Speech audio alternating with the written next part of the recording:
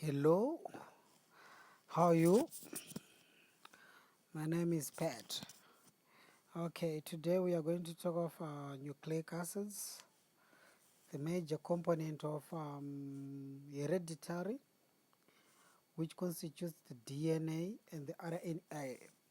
So, without wasting much of your time, let's just start by defining what nucleic acids are.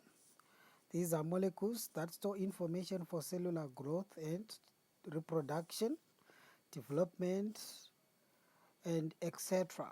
We tend to find that these molecules that are more abundant in eukaryotic cells, which are the plants and animals, the fungi.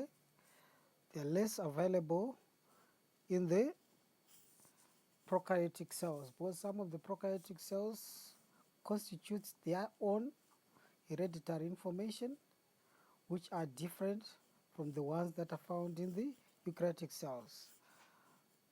Okay, there are two types of nucleic acids. We have the deoxyribonucleic acid and the ribonucleic acid. These two molecules differ in terms of the structure and function.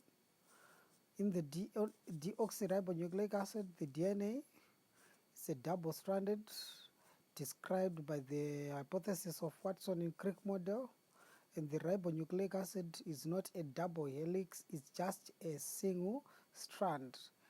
And according to the central dogma theory, it postulates that the DNA makes RNA and RNA makes proteins. So this consequently means that for us to have the RNA, it has to be manufactured directly from the DNA. In terms of the abundance, RNA is more abundant than DNA, and DNA is more found in the nucleus. RNA is more found in the cytoplasm. Okay, this is the typical example of the chemical structure of DNA or a nucleic acid as a whole, the general formula, where it constitutes that the nucleic acid constitutes of the phosphate groups, which will be bonded to the sugar, and the sugar will be bonded to the nitrogenous base. The phosphate group will be bonded to the sugar through the bond called the phosphodiester bond. It's bonded on the 5 carbon sugar on the sugar. And on the phosphate group, as we all know that the phosphate group contains the double oxygen to phosphorus bond. Then we have a typical example of a nitrogenous base, which will differ in terms of the type of a nitrogenous base depending on which nucleic acid we are dealing with. So DNA and RNA, they are polymers which constitute of monomers called nucleotides. These nucleotides, they are interlinked together to form long chains of nucleic acids. Like for example, this typical example of a chemical will be bonded to another typical example of this nucleotide to form long chains, which will result in a nucleic acid. So let's say we are talking of DNA. We have several of these structures on a DNA on either side of the strand. Okay, so this is a typical example. Nitrogenous base, pentose sugar, and phosphate group. The sugar differs. For DNA, we have got the deoxyribose. For the RNA, we have got the ribose sugar. We are going to talk of the difference between the sugars in the next slide. Okay, nucleic acids, they are polymers of nucleotides, elemental composition of them, carbon, nitrogen, oxygen, nitrogen, phosphorus. Their main storage is transmit genetic information, which you can give examples like eye color, nose, height, etc. All those genetic information is encoded in the DNA. So information is encoded in DNA molecule, which is transcribed to the synthesis of RNA. The RNA molecule that is synthesized by the DNA molecule is called the messenger RNA, and that messenger RNA is the one which is going to translate sequence of amino acids, of long chain of amino acids. Like for example, let's say we are manufacturing, or we are synthesizing hemoglobin.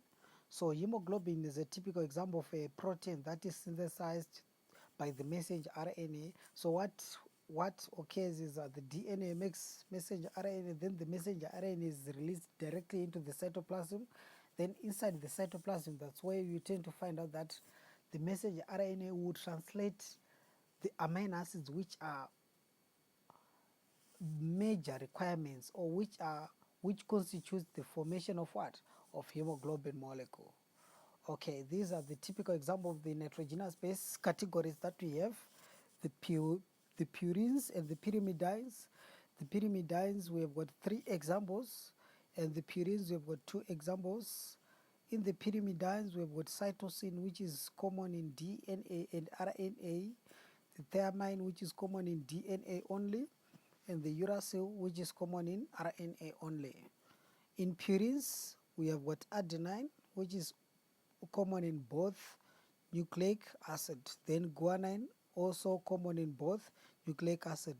These are nitrogenous base. When we refer them in place or in DNA molecule, they complement each other in such a way that adenine will bond to thymine, then uracil will be replaced by cytosine in messenger RNA. So we have to take note of that in terms of the complementary base pairing, and also the ratio of the hydrogen bonds that exist between the double-stranded DNA molecule in DNA. Like in DNA, the thymine will bond to adenine in the ratio of 2 hydrogen bonds. The guanine will bond to cytosine in ratio of 3 hydrogen bonds. This is very essential, since the energy that is required to break those bonds will be different from one complementary base to the other, because you are going to need more energy to break 3 bonds than energy to break 2 bonds. Are we together? So this is a typical example of purines, adenine, guanine, signified by the letter A, G, C, T, and U.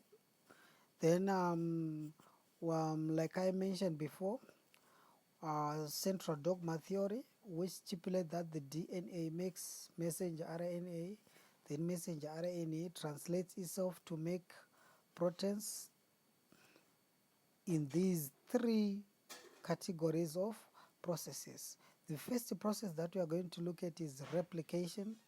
DNA replicates itself in the nucleus, and nitrogenous bases are exposed by the DNA endonucleus. It exposes the nitrogenous bases and breaks the hydrogen bonds which holds the nitrogenous bases in shape, and each DNA template is used to synthesize another DNA molecule through what we call by complementary base pairing. In this case, it enables the genetic information to be exceptionally identical from the other DNA molecule, which brings about an essential aspect of non-variation in terms of genetics. So usually there is creation of genetic information which will be very identical to the parent.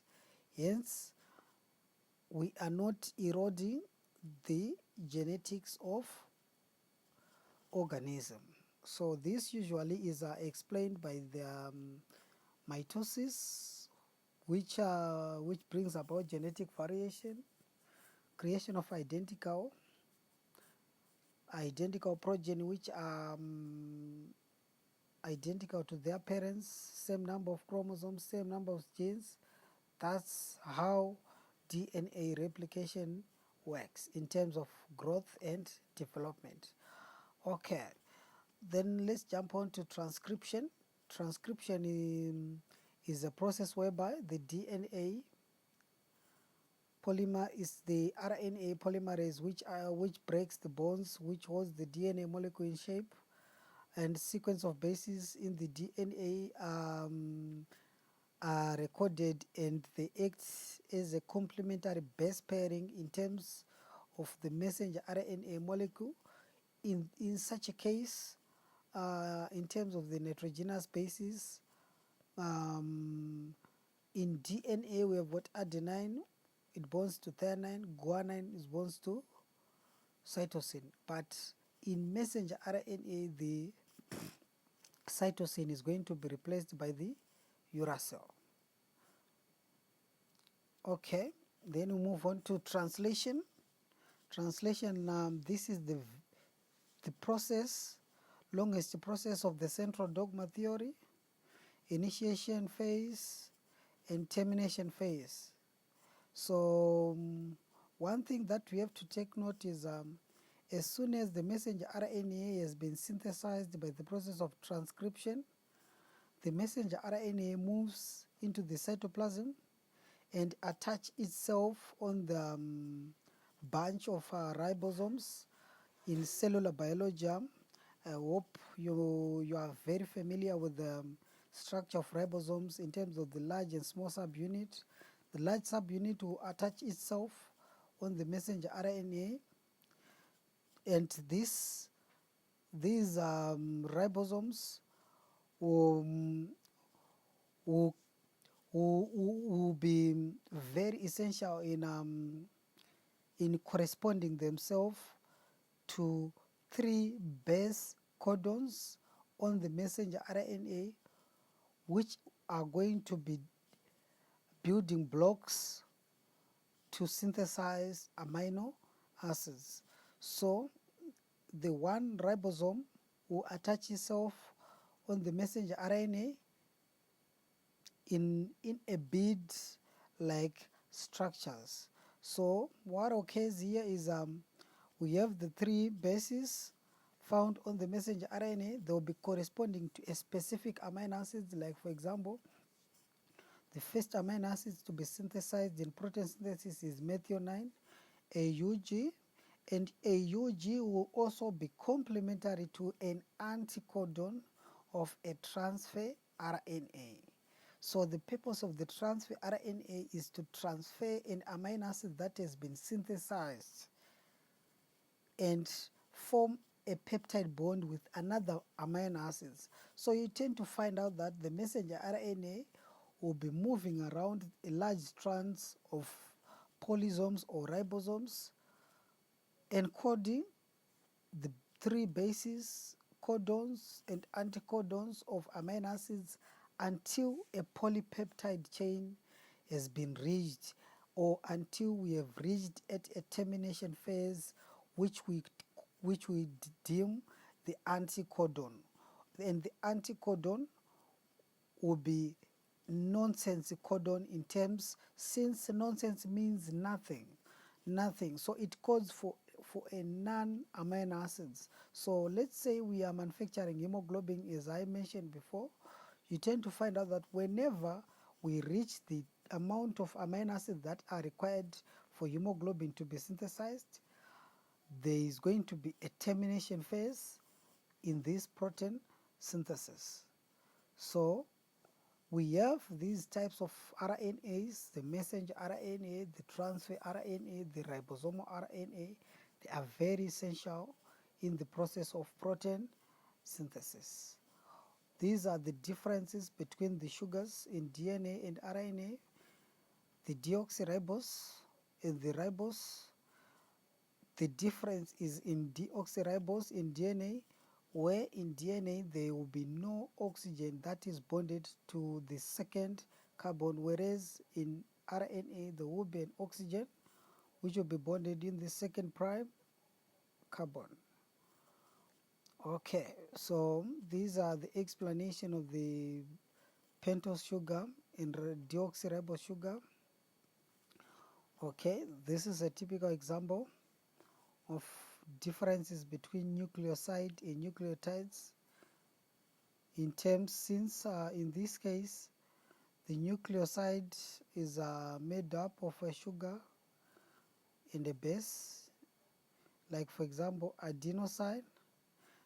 This typical example of a nucleoside is called deoxyribonucleic, and this other one, the nucleotides constitute the phosphate group, is called adenosine 5 monophosphate, AMP.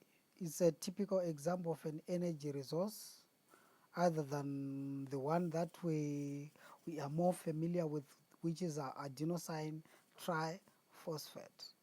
So nucleosides are named by changing the nitrogenous base ending with iosine, or for purines, and iodine for pyrimidines. And nucleotides is a nucleoside that forms a phosphodiester with a 5 carbon on the OH group of ribose or deoxyribose sugar. Another difference is nucleotides are named using the name of the nucleoside followed by the 5 monophosphate. This is some of the table which explain the bases, the nucleoside, the nucleotides found in DNA and RNA. Some of the nucleotides examples are usually beyond our scope of the study of GSC A-level biology. Adenosine monophosphate, adenosine diphosphate, adenosine triphosphate. So the difference in this energy source is that mono, it means it has got 1 phosphate, di, it means it has got 2 phosphates, tri, it means it has got 3 phosphate, and the phosphate groups are joined to the sugar carbon, which is to form the phosphodiester bond. The carbon is on the 5th carbon, so we have to take a note of the structure in terms of the chemical structure of this energy resource. Okay, this is the explanation that I was referring to, and this is the primary structure of nucleic acids in terms of the phosphate, the sugar, the base, the primary structure, the phosphodiester bond, the 5th carbon sugar, the 3rd prime. So you tend to find out that the Watson and Crick model of the DNA double helix, it also mentioned that the 2 strands run parallel to each other. This is very essential in terms of them forming those hydrogen bonds between the nitrogenous bases adenine to thymine, guanine to cytosine, and also in terms of the reading and coding of information, of genetic information. So it's very essential for us to be able to know the technique that the DNA uses when it reads information. Thank you very much.